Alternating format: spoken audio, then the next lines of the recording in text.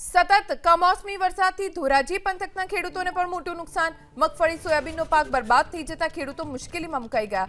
Online સર્વેને લઈને ખેડૂતોએ આક્રોશ વ્યક્ત કર્યો. સર્વર ડાઉન થઈ જતા ખેડૂતો મુશ્કેલીમાં મુકાઈ ગયા છે. ખેડૂતોએ સૂત્રોચ્ચાર સાથે સરકાર સમક્ષ સહાયની માંગ કરી છે. આજે એક અઠવાડિયાથી અમે સૂરજનારાયણના દર્શન કર્યા નથી એવું સતત ભેજવાળું અને 2.5 થી 3 ઇંચ સુધી અમારા વિસ્તારમાં વરસાદ પડેલો છે. તો જેથી કાંઈ જે સર્વેની વાત છે, આજે 3 દિવસ પહેલા ટીમ જાહેર કરી છે. આજે અમારા ગામમાં તલાટીએ કે કોઈએ અમને સત્તાવાર જાણ કરી નથી.